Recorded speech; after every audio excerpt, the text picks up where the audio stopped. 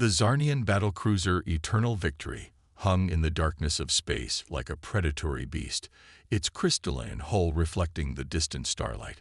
High Commander Vextrol stood on the bridge, his four eyes fixed on the small human vessel that dared to venture into what the Zarnian collective considered their territory. The humans called it a research vessel, but Vextrol knew better. Any expansion into this sector was a threat to Zarnian dominance. Target locked, High Commander, reported First Officer Krelax, her scaled fingers dancing across the holographic controls. The human vessel's shields are minimal. They appear to be exactly what they claim. Scientists. Vextrol's upper lip curled in contempt. Scientists or spies, they must learn their place. The collective has ruled these stars for 10,000 cycles. We will not permit these upstarts to challenge our authority. He raised his primary arm. Fire the warning shot. The Eternal Victory's primary cannon released a burst of plasma that streaked past the human vessel's bow. Instead of retreating, however, the smaller ship maintained its course.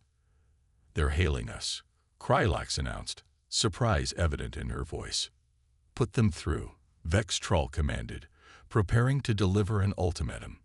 The holographic display flickered to life, revealing a human female with graying hair and steady eyes.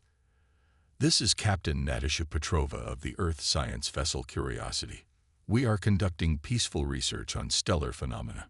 Our presence here violates no known treaties." "You have entered Zarnian space," Vextrol declared. "Withdraw immediately or face destruction." "With respect, High Commander," Petrova replied, her calm demeanor unchanged. "This sector falls outside the boundaries established by the Galactic Concordat. We have every right to be here. The Concordat is meaningless. The collective determines its own boundaries." Vextrol signaled to his weapons officer. "Since you refuse to leave willingly, you will serve as an example." The Eternal Victory's weapons array came to life, multiple plasma cannons targeting the small research vessel. But before Vextrol could give the order to fire, his tactical officer called out in alarm. "High Commander." Multiple quantum signatures detected. Ships emerging from hyperspace.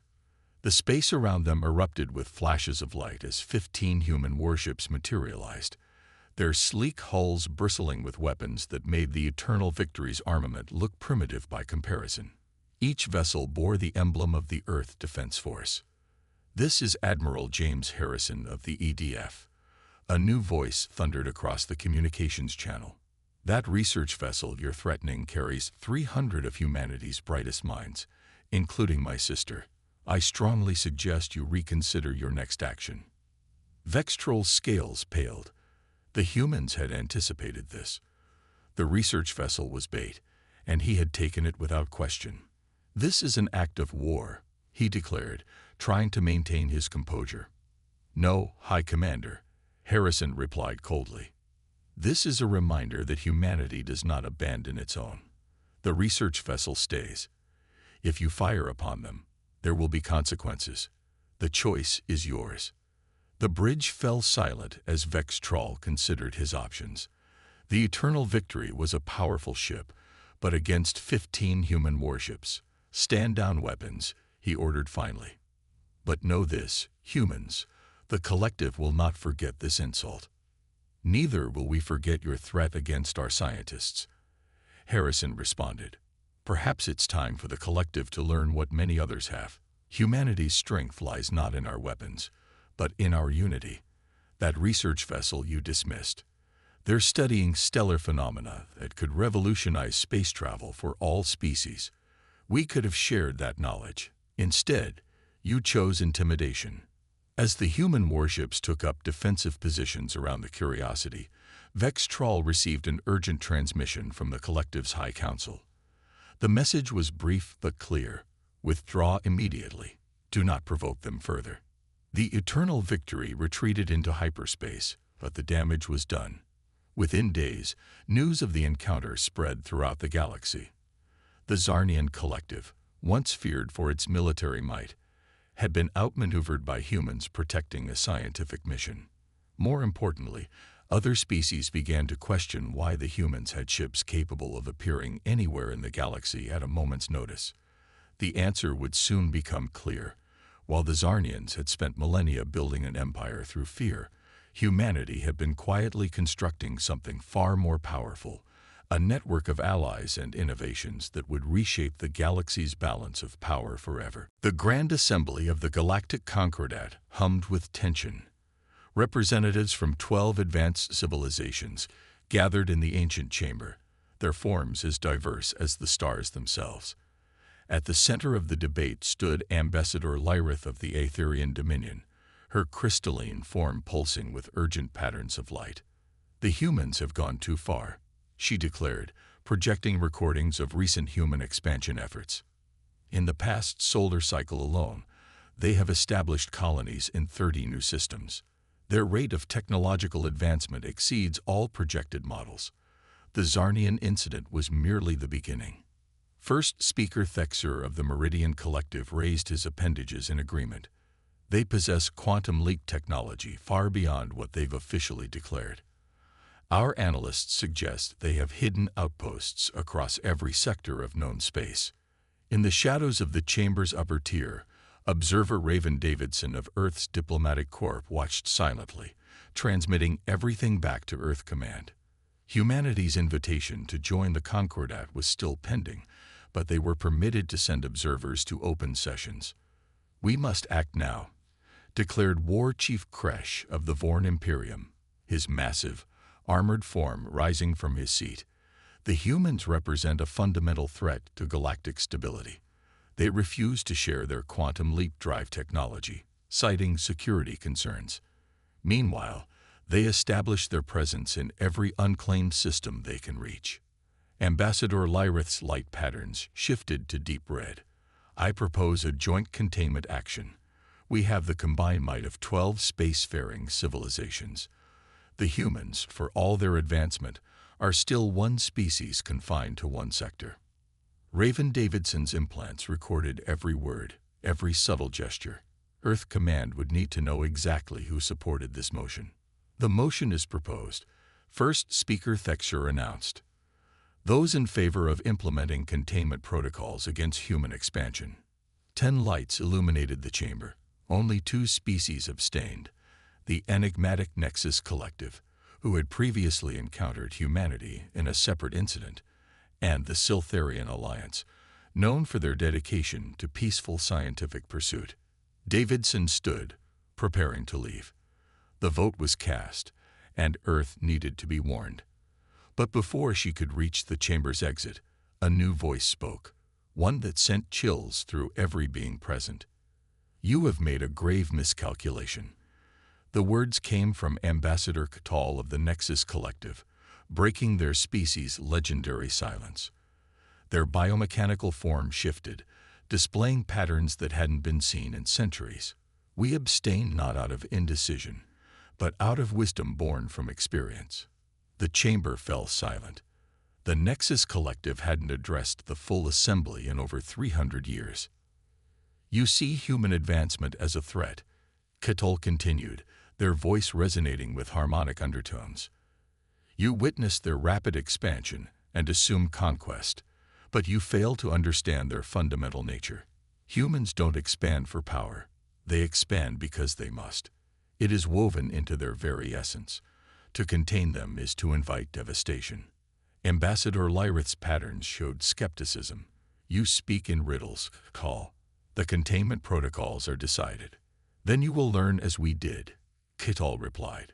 300 years ago, we encountered a human colony ship damaged by a solar storm.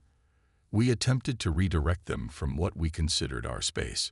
They refused to alter course, not out of defiance, but because their ship carried 10,000 civilians in cryosleep, and changing course would have depleted their remaining power. The ambassador's form shifted, projecting images of an ancient battle. We attempted to force them to comply. Within 6 hours, their defense fleet arrived through means we couldn't detect. Within 12 hours, they had disabled our entire defense network without a single casualty on either side. They then proceeded to repair our systems, share their shield technology as a gesture of peace, and continue on their original course. War Chief Kresh growled. One incident doesn't. We have monitored them ever since. Ketal interrupted. Humans possess something none of our species fully comprehend: simultaneous unity and diversity. They fight amongst themselves constantly, yet unite instantly against external threats. They jealously guard their technologies, yet share medical and scientific breakthroughs freely. They plan for peace while maintaining the capacity for war that exceeds our worst projections. Davidson hadn't moved, her implants capturing every word. This was information even Earth Command didn't possess. Your containment protocols will fail, Ketal concluded. Not because humans will defeat you, though they will, but because you fundamentally misunderstand what you're trying to contain. Humanity doesn't expand through space. They inhabit it. They don't conquer systems. They make them home. And they have already spread far beyond your ability to contain. As if to punctuate Ketal's warning, emergency signals began blaring throughout the chamber. The first speaker's aides rushed in with urgent reports. Quantum signatures were appearing simultaneously across all major systems of every species that had voted for containment. The humans had already anticipated this moment, and they were prepared. Davidson finally spoke, her voice carrying clearly through the chaos. On behalf of Earth Command, I am authorized to deliver this message. We would have preferred to join the Concordat as equals. Instead, we will now demonstrate why attempting to contain humanity is not just futile, it's unnecessary. May I suggest we reopen diplomatic channels? This time, perhaps, with a better understanding of each other. The Grand Assembly of the Galactic Concordat had just learned their first lesson about humanity. Never mistake patience for weakness or scientific curiosity for vulnerable isolation. The diplomatic vessel, Harmony, lived up to its name, its design representing a perfect blend of human ingenuity and alien aesthetics. Within its crystalline observation dome, Ambassador Raya Nakamura stood beside First Speaker Thexure, both watching Earth's blue sphere rotating below them. The tension from the Concordat's failed containment vote still lingered in the air, but necessity had forced both sides to this moment. Your kind continues to surprise us, Thexure admitted, his multifaceted eyes reflecting Earth's oceans. When we deploy our containment fleets, we expected resistance. Instead, your ships simply appeared. No aggression, no demands, just presence. Rai smiled slightly. We call it decisive deterrence. The best conflicts are the ones that never begin. Yet you could have struck. Our analysts confirm your quantum leak ships had weapons locked on every strategic target in our systems. Thexure's appendages shifted, and what Ray had learned was a gesture of confused admiration. Why didn't you? Because that's not who we are, Rai replied, turning to face the alien diplomat. Humanity's greatest strength isn't our technology or our military capability. It's our ability to imagine better possibilities. Before Thexure could respond, urgent signals flashed across the Harmony's communication arrays. Lieutenant Commander Ishikawa's voice carried across the chamber. Ambassador, First Speaker, we're detecting massive energy signatures. Something's emerging from hyperspace. The space around Earth suddenly warped as hundreds of ships materialized. But these weren't human vessels or Concordat forces. Their biomechanical designs were unlike anything either diplomat had ever seen. Unknown fleet, this is Earth Defense Command. A clear voice broadcast on all frequencies. You have entered protected space. Identify yourselves. The response came in a language that made the ship's translators strain. We are the Vorathi. We have watched. We have waited. Your species intrigues us. Ree and Thexure exchanged glances as Earth's defense grid activated. Within moments, the Quantum Leap fleet had appeared, taking defensive positions around the planet. But the Vorathi made no aggressive moves. For millennia, we have searched the galaxy for those who could understand. The alien transmission continued. Those who could comprehend the threat that approaches. Now, we believe we have found you. What threat? Ray asked, after receiving clearance to respond. The answer came not in words, but in data, massive streams of information flooding their systems. As the ship's eye processed it, holographic displays filled the observation dome with images that made both diplomats step back in horror. They showed galaxy after galaxy going dark, consumed by something that defied description. "The void comes," the Vorathi explained. "It has devoured 12 galaxies in our long watch. Soon it will reach this one. We have studied all species, searching for those with the potential to fight it. Your humanity, you are different. You don't just adapt, you transform. You don't just survive, you reimagine survival itself." First speaker Thexer's appendages trembled. "This is why you've hidden your true capabilities. Why you've spread so far, so fast." Rhea nodded slowly. "We detected traces of the void's approach 3 years ago. Our quantum sensors picked up the galaxy-scale disruptions, but we couldn't be certain what we were seeing. We've been preparing, building, exploring, hoping we were wrong." "Not wrong," the Vorathi corrected, "but perhaps not alone. We offer our knowledge, our technology, our partnership. The Concordate species each excel in their own domains. Combined with humanity's unique attributes and our ancient wisdom, perhaps we stand a chance." Rai finished. She turned to Thexer. "First speaker, I believe our containment debate just became irrelevant. Would you agree?" The alien diplomat's scales shifted color in what Rai recognized as their equivalent of nervous laughter. "Indeed, it seems the galaxy has a more pressing concern than humanity's expansion." He activated his official channels.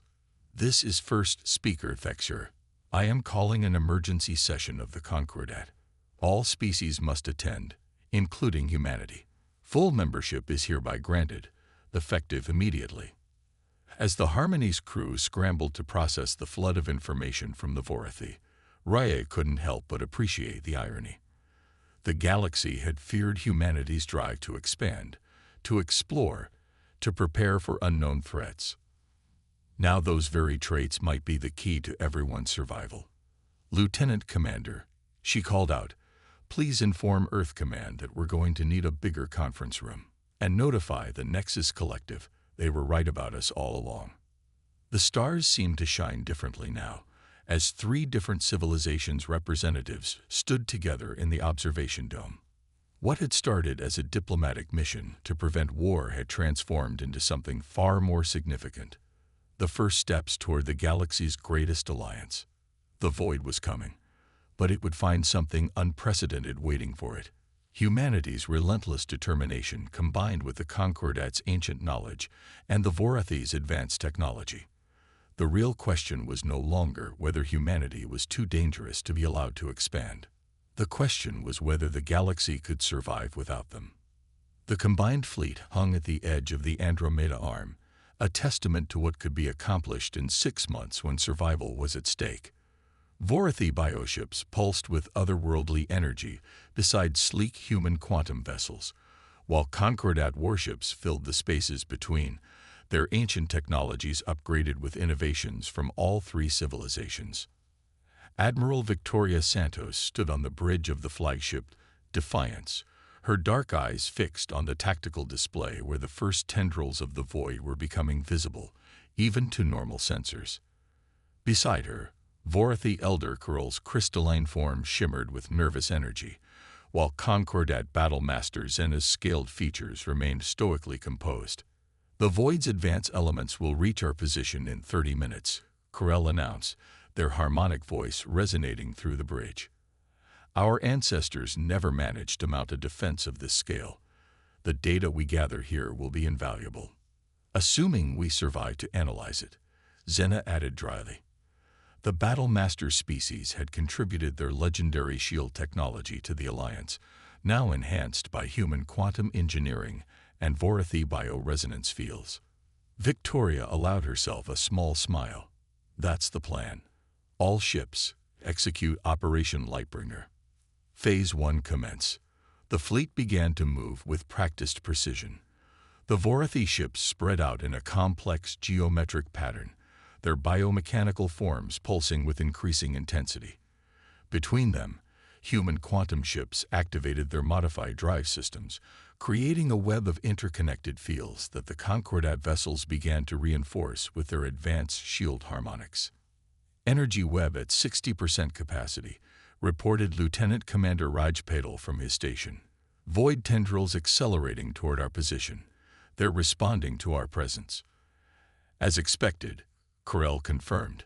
The void consumes energy. Our combined output must look like a feast. The space before them began to darken, not like normal space, but like reality itself was being drained of light and life. The void's advanced tendrils reached toward them, probing the edges of their formation. Energy web at maximum capacity, Raj announced. All ships report ready. Victoria took a deep breath. Everything they'd learned about the void, everything they'd prepared for, came down to this moment. Phase 2. Execute. The human quantum ships suddenly reversed their field polarities, creating a cascade effect through the energy web. The Vorathi vessels channeled the surge through their biomechanical systems, transforming it into something new, while the Concordat ship's shields pulsed in perfect harmony. The result was beyond anything they'd achieved in simulations. A wave of pure energy erupted from their formation, not attempting to destroy the void. They'd learned that was impossible, but instead restructuring the very space it was trying to consume. Where the void sought to devour reality, they gave it energy it couldn't absorb, patterns it couldn't disrupt, space that refused to be unmade. Multiple void tendrils retracting, Raj reported, excitement creeping into his professional tone. The restructured space is holding. But victory celebrations would have to wait. The main body of the void was responding, its incomprehensible mass shifting toward them with terrifying speed. All ships, fall back to position Delta, Victoria ordered. Begin Phase 3. As the fleet executed a fighting retreat, they left behind thousands of specially designed quantum beacons, humanity's contribution to the defensive strategy. Each one continued the space restructuring effect, creating a growing zone that the void couldn't easily consume. Beacon network online, Raj confirmed. Field effect is self-sustaining and expanding at predicted rates. Corell's crystalline form pulsed with intense patterns. Remarkable. Your quantum technology, combined with our bioresonance and the Concordat's shield harmonics, we're not just fighting the void, we're teaching space itself to resist it. That's the human way, Zena observed, mandibles clicking in amusement. When you can't win the game, change its rules. Victoria watched as the void continued to test their defensive line, probing for weaknesses but finding none. This is only the beginning, she reminded them. We've proved the concept, but the void is still coming. We need to expand this strategy to cover populated systems across the galaxy. And we will, Corell assured her. Already, our combined factories are producing beacons at an exponential rate. The Concordat shipyards are retrofitting every vessel with the new integrated defense systems. Humanity's quantum grid is expanding to support the network. Speaking of expansion, Raj interrupted. Long-range sensors are detecting something unusual. The void isn't just being stopped by our restructured space. It's actually being forced to alter its course. The tactical display updated, showing the massive dark mass of the void beginning to flow around their defended zone like a river around a stone. For the first time in recorded history, the unstoppable force was being shaped by an immovable defense. Send word to Earth Command and the Concordat Assembly, Victoria ordered. Operation Lightbringer is a success. Request immediate authorization to proceed with full-scale deployment. She turned to her alien colleagues. I believe this calls for a celebration in the human tradition. Zena's scales shifted to a lighter shade. The one involving your fermented beverages. Exactly, Victoria grinned. After all, we just proved something remarkable today. It's not just about having the strongest weapons or the most advanced technology. It's about bringing together different perspectives, different approaches, different ways of thinking. A very human observation, Corell noted. Perhaps that's why the Void has never encountered effective resistance before. No single civilization could develop all the necessary components alone. As the fleet maintained its defensive position, Victoria reflected on how far they'd come. 6 months ago, the galaxy had been divided, with humanity viewed as a potential threat.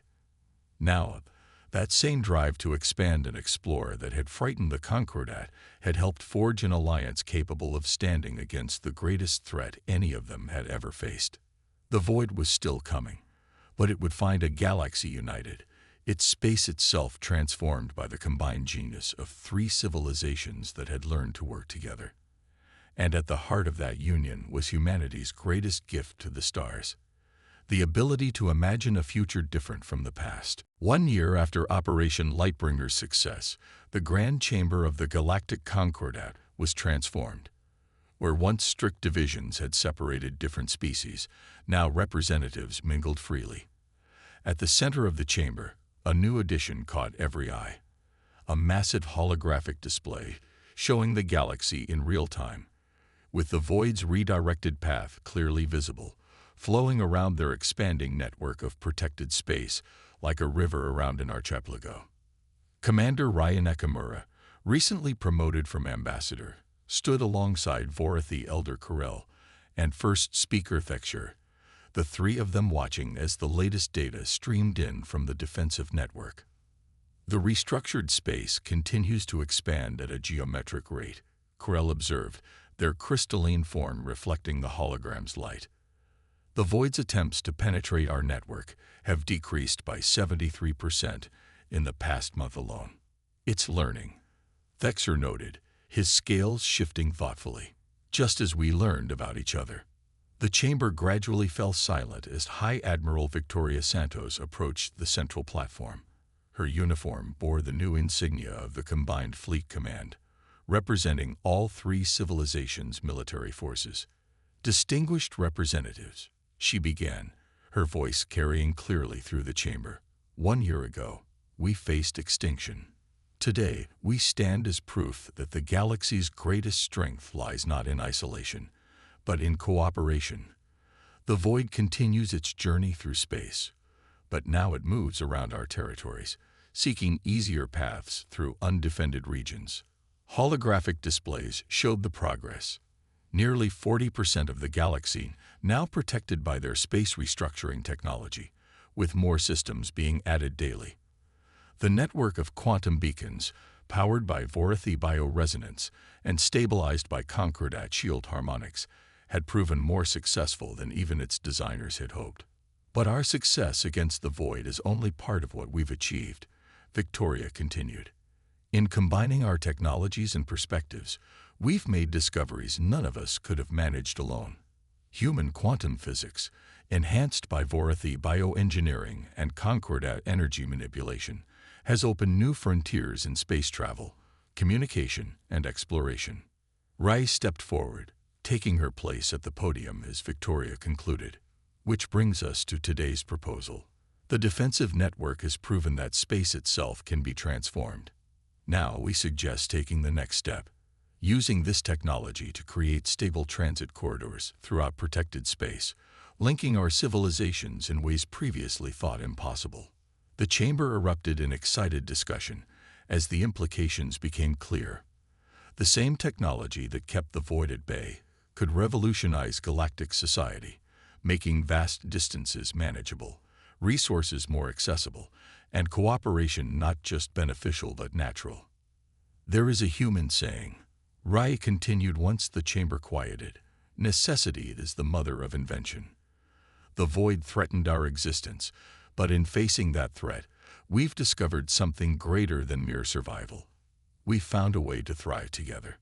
First Speaker Thexure moved to address the chamber, his voice carrying the weight of history. 1 year ago, many of us voted to contain humanity, fearing their rapid expansion and technological development. Today, those same traits have helped save us all. Perhaps it is time we formalize what we have learned. The motion was presented to the assembled representatives. A new foundational law for the Galactic Concordat, ensuring that no species would ever again face containment or restriction based on their rate of progress.